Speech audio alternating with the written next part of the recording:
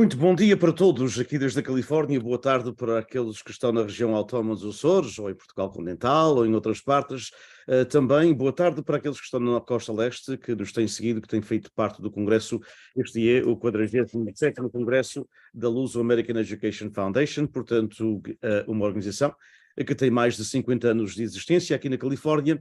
E os congressos começaram precisamente há 47 anos, quando ainda tínhamos alguma imigração, estavam a chegar os nossos últimos imigrantes, mas tínhamos tido uma forte onda migratória, obviamente, no fim, ainda nos anos 70, e nessa altura havia a necessidade de formar professores do ensino bilingue, que era, portanto, um dos objetivos da Califórnia, era ter, portanto, um ensino bilingue para aqueles que vinham de outros países, que pudessem ser acompanhados na sua língua enquanto faziam a transição para o inglês. Eu não tive essa felicidade quando tinha chegado uns anitos mais cedo.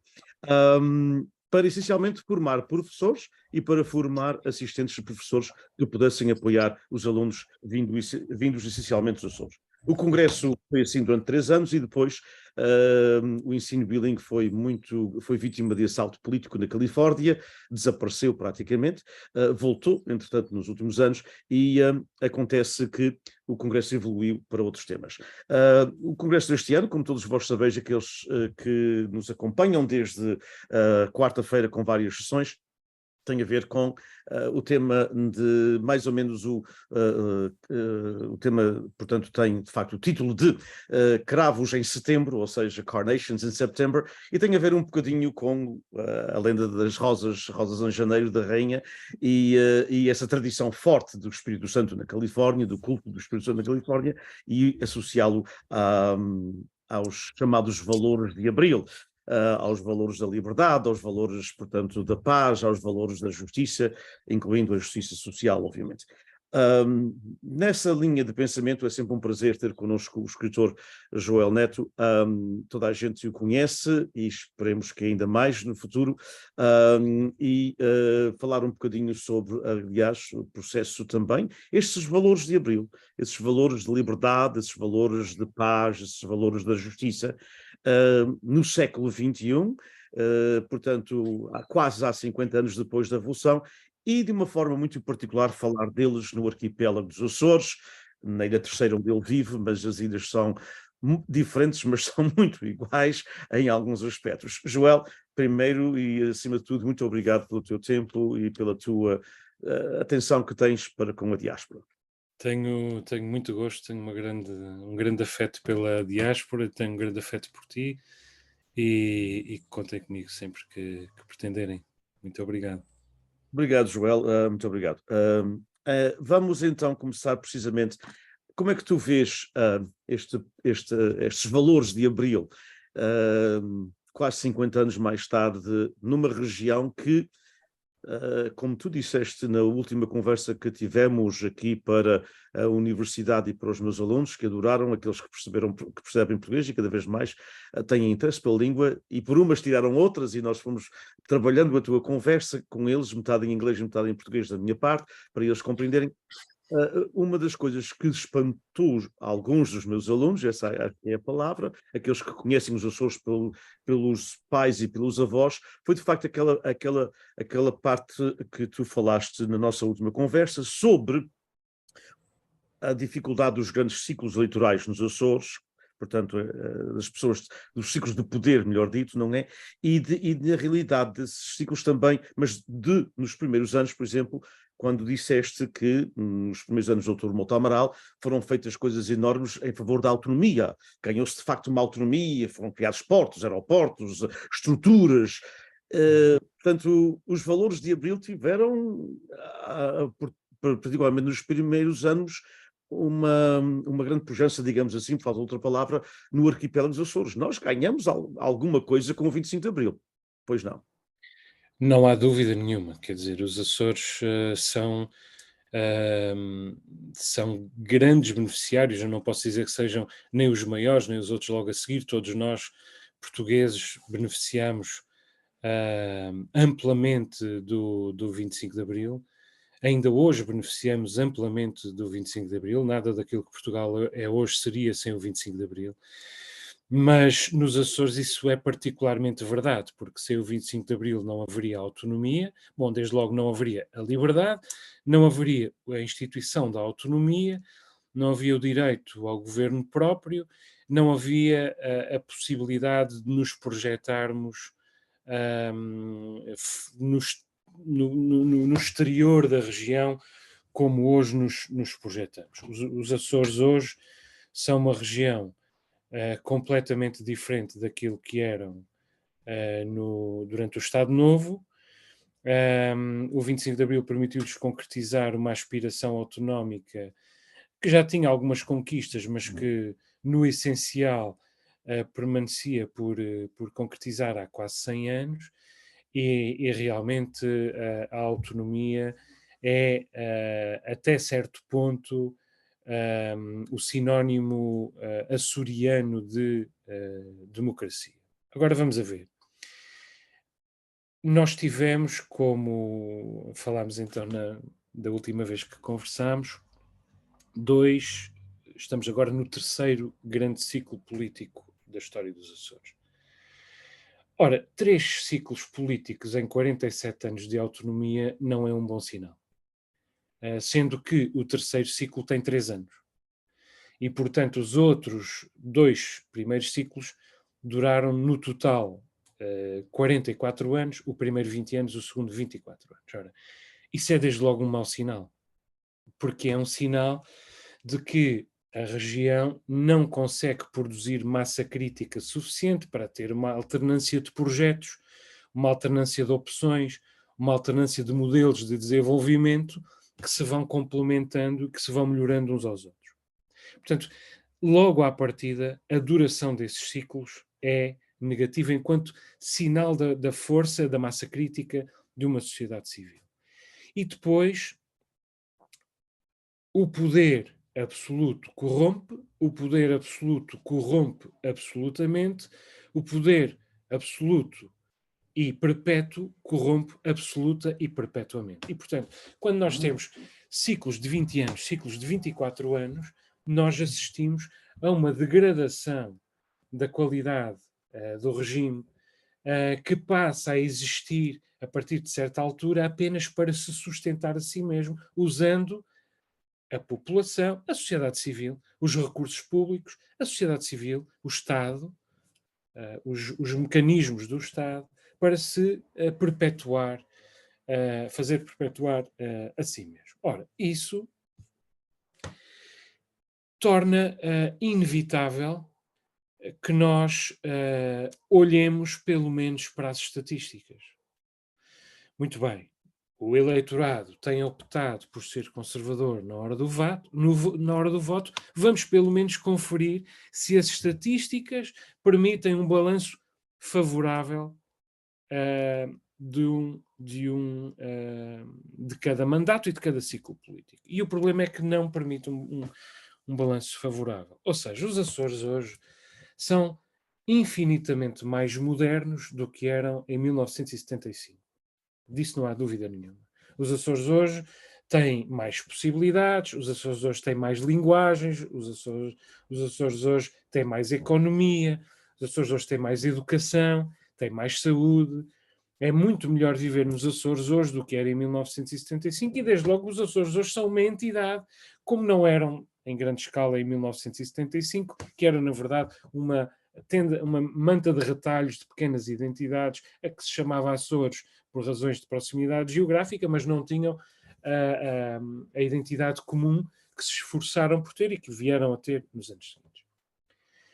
O problema disso é que, com o esgotamento de cada um dos ciclos políticos, nós temos assistido a uma desaceleração das melhorias de todos os pontos de vista, do ponto de vista económico, desde logo, mas sobretudo, e é isto que me preocupa mais, do ponto de vista social, com o envelhecimento de cada um desses ciclos. Ou seja, nós, no início da autonomia, tivemos, assistiu-se nos Açores a um autêntico milagre, aquilo que os primeiros governos de Mota Amaral, e na verdade os açorianos em geral, também a oposição, o Parlamento Regional, também o Ministro da República, aí está uma coisa de que eu gostava que falássemos um pouco mais à frente.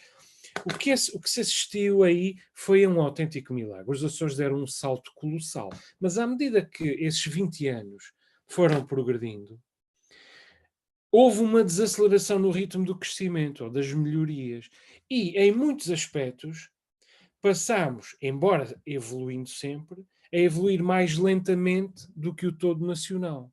Ora, uma coisa que nós precisávamos de fazer sempre, porque vínhamos de muito de lá de trás, era continuar a evoluir a um ritmo superior ao todo nacional, à média nacional. E desacelerámos na segunda metade do enorme ciclo de Mota Amaral e voltámos a desacelerar na segunda metade do ainda maior ciclo de Carlos César e Vasco Cordeiro. E o que acontece é que quando nós evoluímos mais depressa do que o todo nacional, convergimos, mas quando nós evoluímos mais devagar do que o todo nacional, divergimos. Ou seja, estamos a atrasar-nos porque já vimos de muito longe, vimos de mais longe, estamos atrás e ainda estamos a evoluir mais devagar. Foi aquilo a que assistimos do ponto de vista económico, do ponto de vista cívico e do ponto de vista, sobretudo, social, compreendendo saúde, educação, dependências, enfim, todos os parâmetros, a família, que é um polo de grande violência. Foi o que assistimos durante esses 2 ciclos. O terceiro ciclo, que acaba de começar, ainda agora começou e já veio velho. Por uma razão muito simples. E daí eu entender que nós estamos a viver o pior momento da história da nossa autonomia.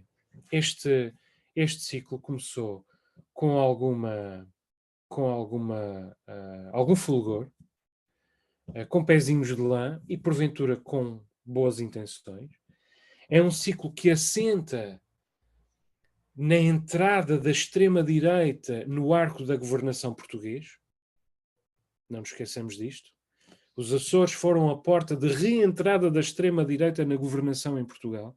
Ou seja, quase 50 anos depois da queda de Marcelo Caetano, mais de 50 anos depois da queda de Salazar, nós voltamos a ter a extrema-direita nas cogitações do poder em Portugal e voltamos a tê-la a partir dos Açores. E agora também na Madeira e em breve também a nível nacional. Por muito que Miguel Albuquerque tenha virado as costas ao Chega, virou porque pôde, mas um dia que não possa, não vai virar. E o mesmo acontece com Luís Montenegro, ou arrisco com qualquer líder do PSD a nível nacional.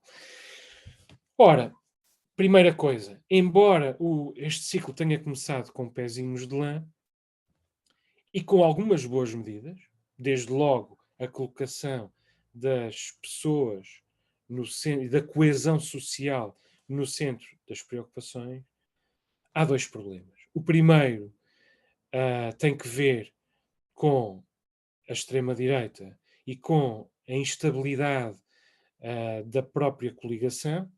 Portanto, a extrema-direita é a primeira a criar instabilidade na equação de poder que assenta numa coligação e mais numa série de acordos parlamentares, e depois o resto da direita começa a criar instabilidade nesta coligação. E, inevitavelmente, a reboque disto vem o problema das clientelas. Porque aquilo que se torna evidente muito depressa é que este governo tem de satisfazer as suas clientelas. A extrema-direita foi a primeira a dizer: nós queremos as nossas clientelas satisfeitas. E a seguir, os liberais vieram dizer: nós queremos as nossas clientelas satisfeitas. E, entretanto, o PPM veio dizer: eu quero as minhas...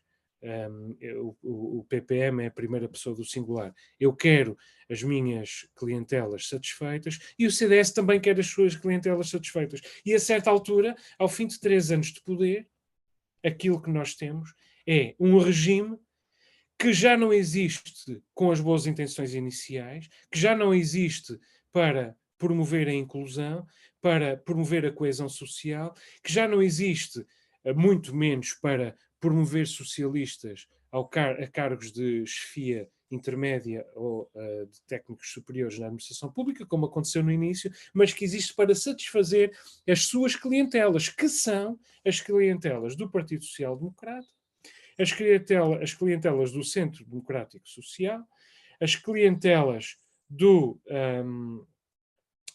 Partido Popular Monárquico, que são os 3 partidos de poder, as clientelas do Chega, as clientelas da Iniciativa Liberal, as clientelas do deputado que saiu do Chega e que é o deputado independente que apoia o governo, e ainda as clientelas do PAN, de Pessoas, Animais, Natureza, que substitui qualquer uma destas forças, que substituirá qualquer uma destas forças sempre que uma delas borregar na aprovação, seja no plano e orçamento, seja em algum outro diploma-chave para a manutenção do governo. Portanto, nós nunca estivemos mais longe, do meu ponto de vista, de cumprir os ideais de Abril, a não ser no início, que estávamos muito longe, mas a caminhar no sentido certo. E nós, neste momento, estamos, porventura, mais perto de cumprir os ideais de Abril, mas a caminhar no sentido errado. O que parece mais ou menos natural, porque em todos os países que tiveram processos democráticos complexos, como foi o processo português,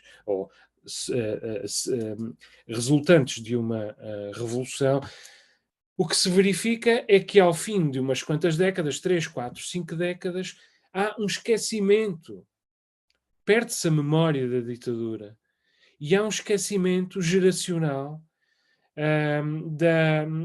do quão importante é a democracia. Isto em resultado de 2 coisas. Em primeiro lugar, da incultura típica do século XXI, o tempo do Instagram e do Facebook e das ideias definitivas e primárias, e também de um grande divórcio das gerações que fizeram as revoluções no que diz respeito à coisa pública, quer dizer, já fizeram o seu trabalho, a coisa pública que se gira a si mesma, não é preciso legar a preocupação com a democracia. Portanto, é este, do meu ponto de vista, o ponto em que nós estamos neste momento nos Açores. E o que é que nós estamos a discutir neste momento nos Açores? O reforço da autonomia. Que, como ainda esta semana, e já muitas vezes, na verdade, o constitucionalista Arnaldo Orique demonstrou em mais uma crónica brilhante, em mais um artigo brilhante no Diário Insular, não é apenas uma falsa questão, mas é uma traição aos princípios que nortearam a autonomia e é inclusive uma ameaça à continuidade desta autonomia. Porque nós estamos a brincar com o fogo, com as exigências que estamos a fazer de uma nova redistribuição de poderes entre a República e o Parlamento Regional e os órgãos regionais. Além disso, basta ver meia hora de um debate no Parlamento Regional para uma pessoa perceber o quão confrangedor é o grau, o nível do debate e o grau de responsabilidade por parte do principal órgão da nossa autonomia. O principal órgão fiscalizador que se propõe ser o supremo órgão fiscalizador da nossa autonomia e que já o é de alguma maneira desde que excluímos, desde que extinguimos a figura do Ministro da República, substituindo por uma figura como representante da República, quem nos dera a nós fosse a Rainha da Inglaterra. Nem sequer é isso. No fundo, é pouco mais do que um diplomata sem qualquer tipo de poderes. É quase um observador das Nações Unidas. E, portanto, eu creio que o meu balanço é muito positivo do que se fez na globalidade destes quase 50 anos. É extremamente positivo do que se fez no início de cada um dos ciclos governativos, os 2 primeiros ciclos governativos. É muito negativo quanto àquilo que se fez nos últimos 3 anos. E é muito negativo, é extremamente negativo quanto àquilo ao ponto em que estamos neste momento. O ponto em que estamos neste momento é o ponto em que lideramos todas as estatísticas de subdesenvolvimento humano a nível nacional e, em alguns casos, a nível europeu. Estamos verdadeiramente na cauda do país e estamos a evoluir mais lentamente do que o país e mais lentamente do que a Madeira, e, portanto, estamos a distanciar-nos do país, estamos a distanciar-nos da Madeira, estamos a andar para trás. Estamos a andar para trás. E nota bem uma coisa, Dinis, as estatísticas a nível nacional já são tenebrosas. Quando nós comparamos os índices de desenvolvimento humano portugueses com os índices de desenvolvimento humano europeus, Portugal já está verdadeiramente na cauda. Nós estamos a ser ultrapassados pela Roménia, pela Eslováquia, pelas repúblicas bálticas já dispararam lá na frente. Quer dizer, nós já descemos, já estamos nos últimos 10 países da União Europeia, sendo que há uma série de países que há 30 anos tiveram processos revolucionários absolutamente inusitados, absolutamente devastadores, que não têm nada a ver com o nosso e que já tinha mais de 15 anos de existência. Já todos eles nos ultrapassaram. Portugal está na cauda. Só que os Açores estão muito mais na cauda do que Portugal. E isto às vezes não se vê, primeiro porque não se olha com atenção, depois porque não se quer olhar. A classe média diz que não há pobreza nos Açores, porque os pobres não querem é trabalhar. Só isto já retrata a incultura que impera aqui nos Açores. Mas depois o próprio desenvolvimento urbanístico permitiu aos regimes escamotearem e esconder estas realidades. Eu ontem estava a ter uma conversa com o meu advogado por causa de um processo jurídico em que infelizmente tive de me envolver e que é público, infelizmente. E ele estava a dizer-me: Joel, e tudo isto a propósito de um livro que não conta nem da missa à metade. Ainda agora saiu do meu gabinete, disse ele, uma senhora que cresceu num lar onde o incesto era absolutamente normal. Mas não só o incesto, a zoofilia era normal. A bestialidade era normal. E nós estamos a falar de uma senhora que tem a minha idade, não tem 50 anos. E, portanto, como é que esta pessoa educou os seus filhos e como é que estão a ser educados os seus netos? Isto é algo para que os açorianos precisam de abrir os olhos. E não vão querer abrir os olhos. Não vão querer, infelizmente, porque há poucos recursos, Dinis. Há poucos recursos. E se todos estes pobres saírem da pobreza para vir partilhar destes recursos, sobra menos para nós, que somos de classe média. E, portanto, nós não queremos. Mas eu digo-te uma coisa, Dinis. Eu vou continuar a falar nisto. Até ao fim. Ainda bem. Ainda bem. Porque o livro já é magnífico. Estou a trabalhar numa tradução, como já sabem. Gostava que os açorianos da diáspora soubessem dessas realidades, porque muitas vezes também as pessoas voltam e é um paraíso. Na realidade não é muito bonita, as ilhas são lindíssimas. As ilhas são lindíssimas. Mas não se esqueçam, como eu, quando estive agora há poucas semanas nos Açores, vi gente a dormir na rua em Ponta Delgada. Portanto, como vejo em São Francisco. Se tu me permitires dizer uma coisa, tem de se fazer aqui uma distinção. Os Açores, eu creio que já te disse isto, do meu ponto de vista, são o melhor lugar de Portugal para a classe média viver, para nós vivermos. Não há outro lugar. O meu filho vai crescer nos Açores como um príncipe. Como um príncipe. Não há um sítio onde a classe média possa ser, que eu conheça, mais feliz do que é nos Açores. Do que se pode ser nos Açores. Mas são o pior, paralelamente e contrariamente, são o pior local de Portugal para se ser pobre. Porque não há mobilidade social. A pobreza é um anátema para a vida toda. Não se sai da pobreza. Não há mobilidade social. Não há elevador social. Eu vim da pobreza e eu saí da pobreza porque saí noutro tempo. E porque tive muita sorte. Eu sou um caso one in a million. Tive muita sorte. Trabalhei muito, mas sobretudo tive muita sorte. Sem a sorte podia ter trabalhado o que quisesse, que não saia da pobreza. Mas agora é virtualmente impossível. Eu costumo dizer que é É mais fácil um camelo passar pelo buraco de uma agulha do que um pobre dos Açores transcender o nível socioeconómico dos seus pais. Desculpa a interrupção. Não, ainda bem. Falando, portanto, da parte, só porque mencionaste, e na parte político-administrativa dos Açores, da autonomia, disseste que gostarias de voltar à figura, entre aspas, do Ministro da República, que agora acho que é representante da República, que tem sido uma figura extremamente polémica em alguns, e até talvez utilizada muitas vezes por alguns chefes de governo para darem uma pancada, digamos assim, na República. Até porque a maioria tem sido... E vice-versa, infelizmente. Também, exatamente. Isso é um problema. E vice-versa.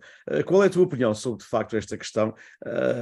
Portanto, a autonomia, e eu costumo dizer aqui para os nossos amigos Açores-descendentes, particularmente os já de segunda geração, e até mesmo os nascidos nos Açores, e que estão aqui há muitos anos, a autonomia açoriana não é a mesma coisa que o statehood, que ser um Estado na União Americana. Nós temos aqui states' rights que são completamente diferentes, não é?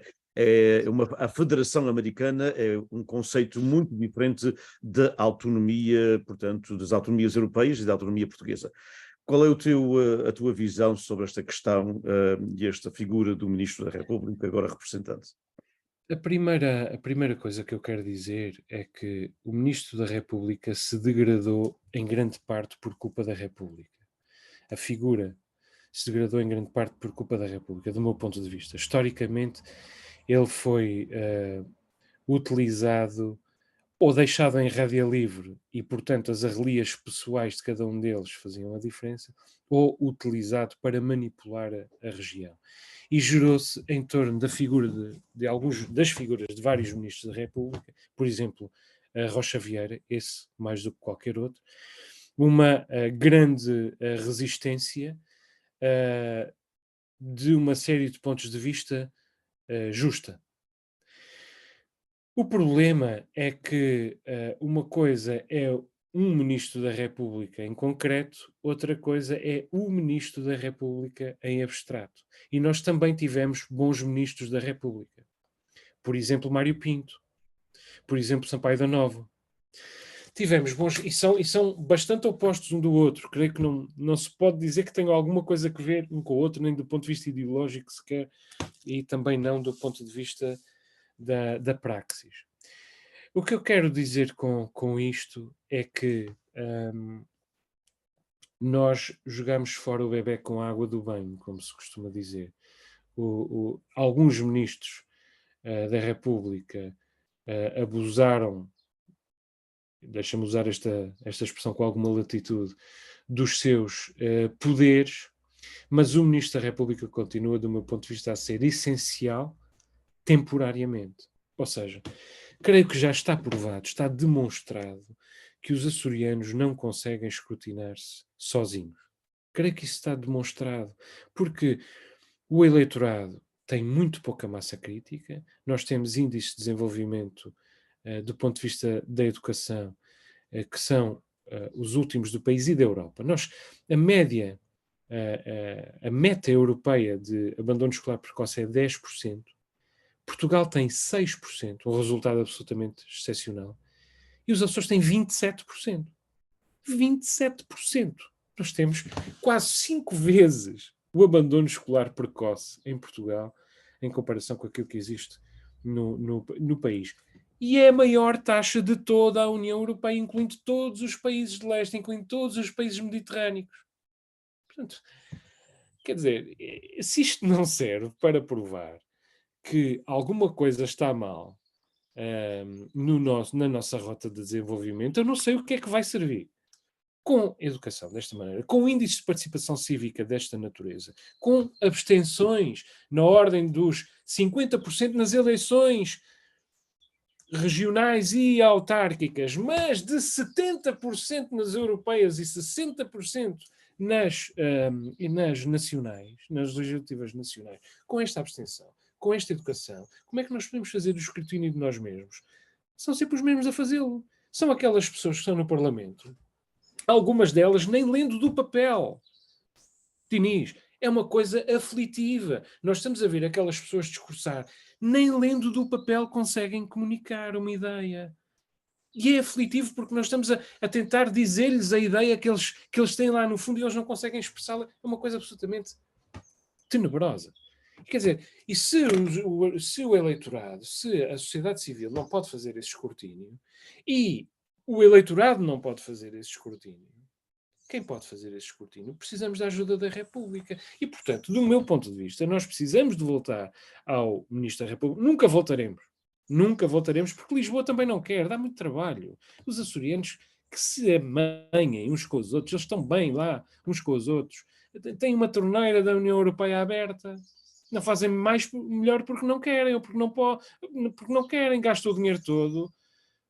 E nós estamos nisto, quer dizer, a única coisa que um partido nos Açores, que um governo nos Açores não pode fazer é não gastar o dinheiro todo que há disponível da União Europeia. Não, não executar. Não executar é que não. Tem que se executar. Há 2 mil milhões de dinheiro europeu, tem que se executar. Há 100 milhões de PRR, tem que se executar. O que é preciso é executar. Gastar o dinheiro.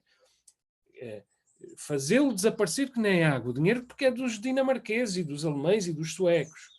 Porque não é nosso. E é o único escrutínio que há aqui. É se executa ou se não se executa. E quando não se executa, muda-se o governo. É só o que acontece aqui. Portanto, eu acho que nós precisamos de ajuda. Mas precisamos de ajuda para recuperar o direito a ter só um representante da República. E, inclusive, para recuperar ou para chegar ao ponto de não ter ninguém de Lisboa aqui. Mas nós precisamos de dar um passo atrás, ou seria bom que dessemos um passo atrás, para poder dar 2 e 3 e 4 à frente. Porque nunca vamos dar esse passo atrás. Se dermos outro passo à frente, será o descalabro. Já é o descalabro, na verdade, para muita e muita gente, para um quarto da população terceirense, um quarto dos jovens dos Açores, entre os 15 e os 35 anos, não trabalha nem estuda. Nota bem. Dizer isto à diáspora, na diáspora as pessoas devem ficar banzadas. 1 em cada 4 jovens dos Açores, entre os 15, é muito jovem, e os 34 anos, na América já não se é jovem aos 34 anos. Só na Europa é que se é jovem aos 34 anos. Vamos lá ver. Entre os 15 e os 34 anos são os 16, os 17, os 18 e os 19, e por aí fora, os 29, os 30, os 31, 32, 33, 34. 1 em cada 4 jovens entre os 15 e os 34 anos nos Açores não trabalha nem estuda. Por acaso houve uma ligeira inflexão nesta estatística, mas não sendo 25%, não sendo 25%, é 24%. Portanto, grosso modo é a mesma coisa. Quer dizer, nós estamos neste ponto em que há dezenas de milhares de pessoas de 30 anos, de 25, de 34, de 22, milhares e milhares e milhares de pessoas que não trabalham nem estudam. Não trabalham nem estudam, não fazem nada o dia inteiro. Pedem 10 euros ao pai para meter no carro, gasolina no carro, e andar para aí a 200 a hora a matar gatos, quando não é outra coisa, quando não são pessoas. Portanto, permite-me esta linguagem um bocadinho mais popular, para se perceber, porque eu quero que a diáspora perceba isto. Como é que se explica isto a pessoas que foram para os Estados Unidos e os seus pais e os seus avós com 7 e com 8 e com 10 e com 12 e trabalharam, que se desunharam na escola para terem um mínimo de formação e trabalharam desde crianças toda a vida, dia e noite, fins de semana, para terem condições de vida? Como é que isto se explica à diáspora? Eu não consigo explicar isto à diáspora. 1 em cada 4 não trabalha nem estuda. E nota bem, uma coisa diz. Muitos daqueles que não aparecem nesta estatística estão nos programas ocupacionais, que é uma maneira de disfarçar as estatísticas. Portanto, o número ainda é superior a isso. Explica, por favor, porque há pessoas da diáspora que não. O que são os programas ocupacionais? O que são esses programas, portanto, e por isso que não estão nas estatísticas? Sim, nós temos toda uma série de explicação, portanto, básica e sim, nós temos toda uma série de programas do governo das câmaras municipais, do Governo Regional, do Governo da República, da União Europeia, quase tudo pago pela União Europeia, programas em que as pessoas ou estão temporariamente ocupadas em tarefas de voluntariado ou cívicas, ou estão a fazer formação, cursos disto e daquilo, pagas pela União Europeia e não contam para desempregados, não contam para desocupados. Mas passados X meses, passado 1 ano ou 2 ou 3 anos, e depois há os programas de estagiar para jovens licenciados, para jovens resultantes dos cursos técnico-profissionais, eles trabalham durante um ano e voltam ao desemprego. Portanto, eles estão artificialmente ocupados durante 6 meses ou 1 ano a ganhar uma miséria, seja da Segurança Social, seja da União Europeia, seja do Governo da República, seja do Governo Regional, ou até das câmaras municipais, mas depois voltam à sua condição original de pessoa que não tem emprego, que não tem futuro, que não tem destino. E, portanto, esses são os programas ocupacionais. Claro que posso parecer cínico, porque alguns deles conseguem realmente trabalho desta maneira. Mas são muito poucos, desde logo porque as empresas também não têm massa crítica, o mercado não tem massa crítica, a economia não funciona, as empresas não têm capacidade de depois absorver essas pessoas, o que fazem é trocá-las por outras e começar de novo. Começar de novo com outro elemento dos programas ocupacionais. E eu não culpo os empresários. É muito difícil ser empresário nos Açores, como é difícil ser tudo mais. Falamos, portanto, também da questão de, portanto, os chamados valores de Abril e o valor, portanto, da liberdade em termos de liberdade de expressão, liberdade, portanto, sem repressão, liberdade de no teu caso como escritor, obviamente, não é? Dessa liberdade, escreveste um livro que já falamos aqui, que foi o tópico da nossa última conversa, Jennifer, a Princesa da França, que na realidade trouxe à ribalta todos estes assuntos que estás a falar de uma forma ou de outra, numa obra que é um prazer ler, como toda a tua escrita, mas que infelizmente os poderes estabelecidos, não, particularmente o poder político, não quiseram ler. Acho que os escritores têm que falar de outras coisas, não é? Não se pode falar da sociedade e das realidades e das aspirações que, neste caso, uma jovem, que os jovens todos têm, e mesmo aqueles que, infelizmente, esses 20 e tal % que não estão nem a trabalhar, nem a estudar, mas lá no fundo há uma aspiração qualquer, não é? Houve, e esse também é um grande dilema, se eles de facto perderam todas as esperanças, que se perde, como tu sabes, todas as esperanças entre os 14 e os 30 anos, é uma grande chatice para o resto do mundo, usando uma palavra É extremamente... daí que vem a violência, desde logo, não é? Claro, vêm logo os outros dilemas sociais e os outros dilemas individuais e de família. Como é que essa liberdade de expressão, essa liberdade que Abril supostamente nos trouxe, está, na tua perspectiva, vista nos Açores, até mesmo na própria comunicação social, até mesmo nos próprios órgãos da comunicação social, vê-se muitas vezes não se fala de coisas que se deveriam falar, ou então dá-se simples e unicamente a notícia tal como ela foi entregue, não é? Ou não se dá. Ou não Ou se não dá se sequer. dá. Exatamente. Aliás, o teu processo jurídico, e as pessoas conhecem que eles falam porque é público, não é? Houve órgãos de comunicação social que não deram esse processo, apesar de estar aí. Não foram os órgãos nacionais, todos eles deram.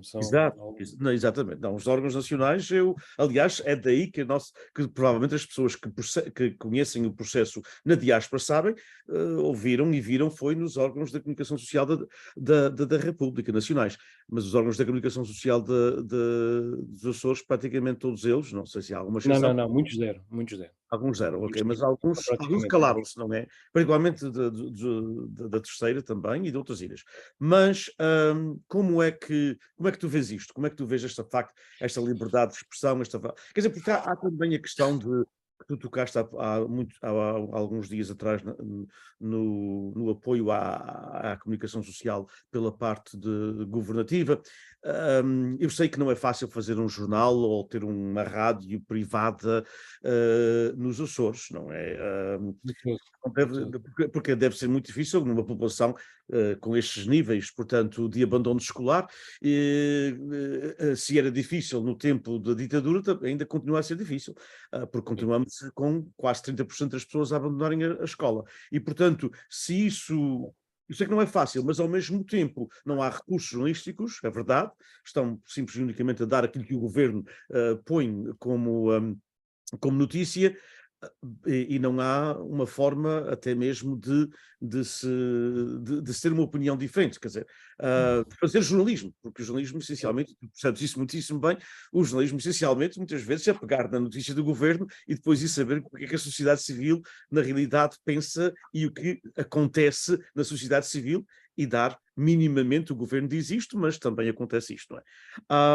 Como é que tu vês esta liberdade e esta problemática na escrita criativa, obviamente, que é o teu caso, na literatura, na poesia, mas também na parte jornalística? Bom, deixa-me começar por dizer que eu não posso falar do processo judicial em que estou envolvido, porque ele está em segredo de justiça e, portanto, apenas posso comentar aquilo que é público. Eu nunca fiz comentários, aliás, sobre o processo,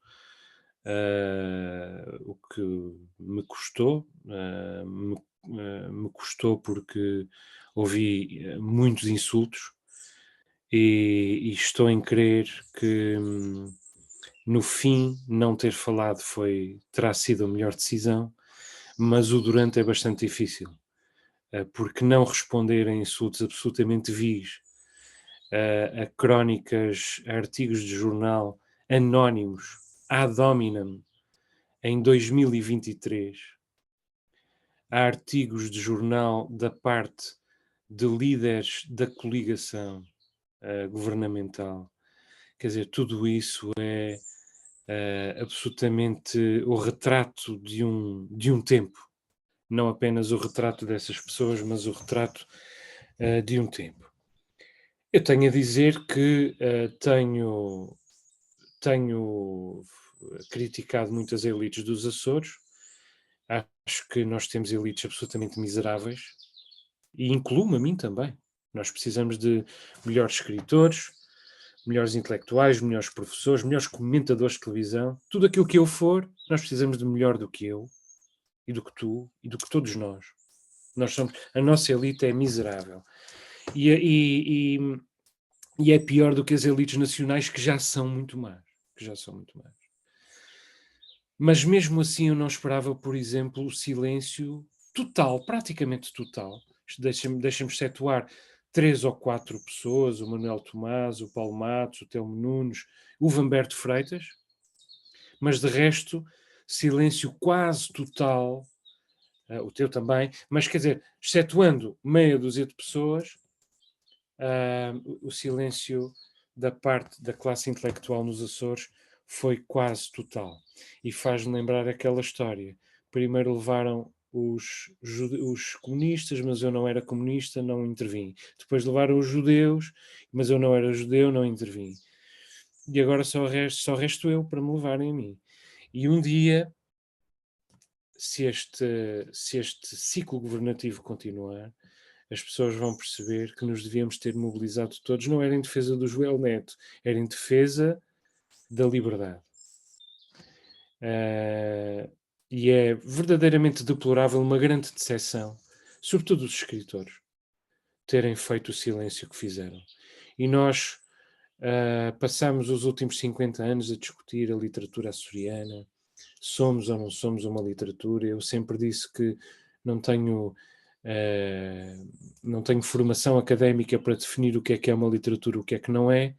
Lendo os académicos posso ter a minha opinião, mas o que me importava a mim é que havia um corpus literário do qual eu queria muito ser herdeiro e que era não apenas uma grande inspiração, mas uma paternidade, uma ancestralidade para mim, do qual queria muito fazer parte. e chegar à conclusão de que 50 anos de murro no peito sobre nós termos uma literatura ter resultado neste silêncio, acho que é verdadeiramente irresponsável, negligente, cínico, ter andado 50 anos a esmurrar no peito e dizer que nós somos uma literatura e depois acabar em silêncio. Portanto, estou muito decepcionado com a generalidade dos escritores açorianos, inclusive os meus próximos. Mas a história vai fazer-se assim. No que diz respeito à comunicação social, pois é uma das razões porque eu acho que estamos a viver um dos piores momentos da nossa autonomia. Porque, apesar de tudo, apesar dos longos ciclos governativos, apesar das clientelas, apesar dos donos dos titulares dos governos regionais terem a chave de todos os poderes nos Açores. Nota bem, nos Açores o Estado tem mais peso do que em qualquer outro sítio do país. Porquê? Porque nós temos 9 ilhas, cada ilha tem que ser autossuficiente de uma série de pontos de vista e também do ponto de vista da orgânica do Estado. E, portanto, a nossa administração pública tem o peso que não tem em mais lado nenhum e o peso do orçamento regional e de Estado nesta região é combinado muito maior do que em qualquer outro ponto do país. E, portanto, quem tem a chave do poder tem a chave de tudo. Mas, apesar disso, a comunicação social era bastante livre. E eu assinalava muitas vezes o facto de ser especialmente livre tendo em conta este contexto. Neste momento, há uma proposta do governo regional no Parlamento regional para que o governo regional passe a comparticipar através do Parlamento regional, através da Assembleia Legislativa Regional, 40%, em 40% a massa salarial dos órgãos de comunicação social, incluindo todos os funcionários e, portanto, também os jornalistas. Vamos a ver. É preciso dinheiro público na comunicação social dos Açores? É. Não há dúvida nenhuma. Nós precisamos de uma comunicação social forte, autónoma, livre. Por isso, a RTP Açores e a Antena 1 Açores ainda são faróis da autonomia e da independência. Porquê? Porque as suas subvenções vêm do continente, vêm da República. E apesar de se dizer que a República manipula a RTP, manipula muito menos do que se manipularia nos Açores caso fosse o governo regional a tutelar os órgãos regionais. Mas aquilo de que estamos a falar é dar um passo à frente. É o governo regional pagar 40% dos ordenados dos funcionários da comunicação social privada. Portanto, não apenas a comunicação pública continua a ser totalmente subvencionada pelo Estado, como a comunicação social privada passa a ser, em grande parte, subvencionada pelo Estado. E nota bem, não é a República, não é a Europa, não é a Assembleia Legislativa da República, não é a Assembleia Legislativa Regional sequer, é o Governo Regional. Taxativa e textualmente o Governo Regional a pagar os ordenados aos funcionários da comunicação social privada em 40%.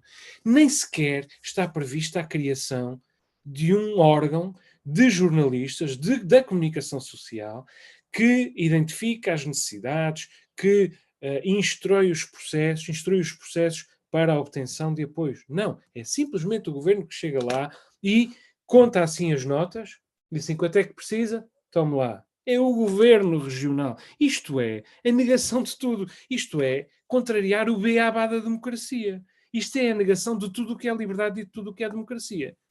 E agora o paradoxo, Inês. Esta proposta tem imenso apoio na comunicação social. E isto é que é absolutamente chocante. Isto é absolutamente chocante.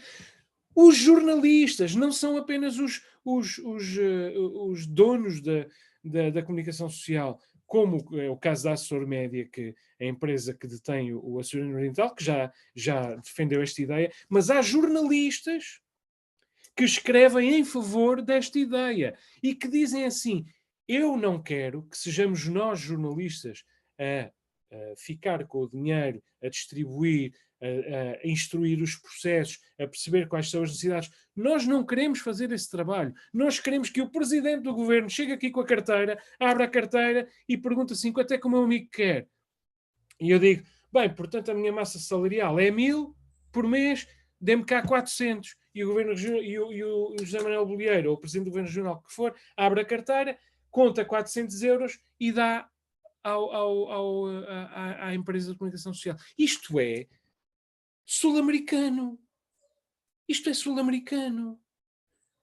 E como é que isto passa sem escrutínio por parte da opinião pública regional? É que a opinião pública nacional comentou isto. E a opinião pública regional, onde é que ela está?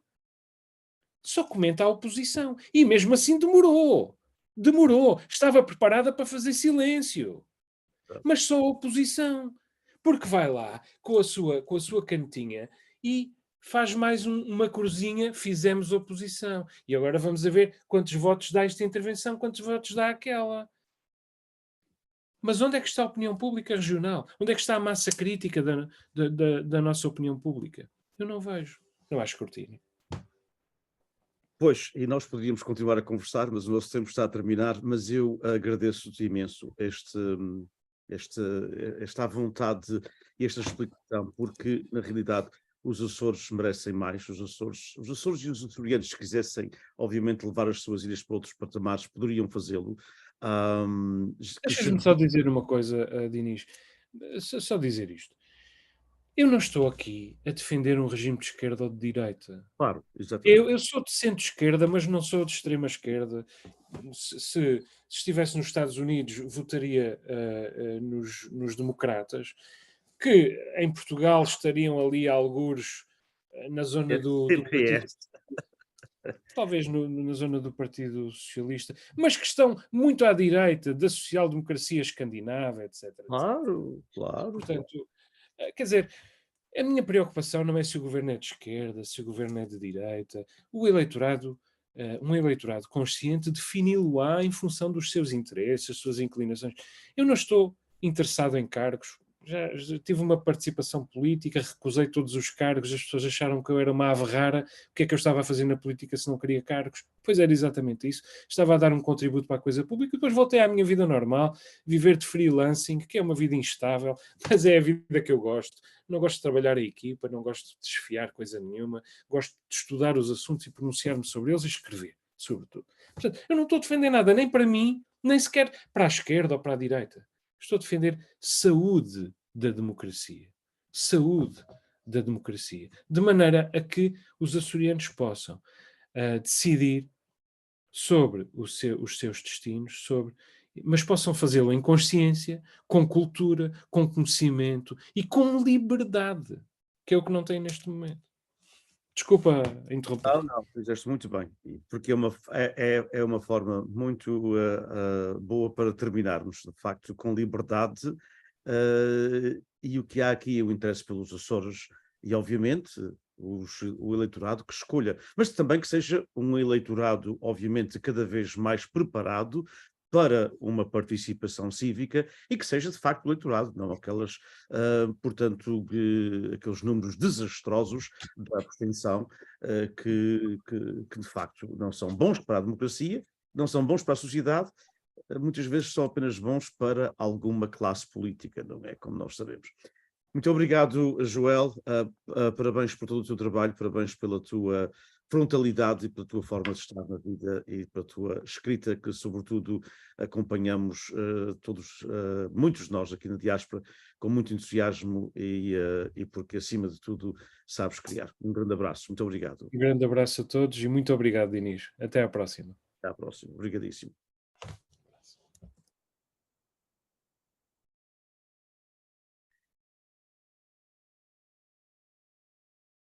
And hello, everyone that just joined us here or have been joining us. I'm going to make you all panelists, and we'll start our next session. We are not online right now as far as through social media, but we will be soon.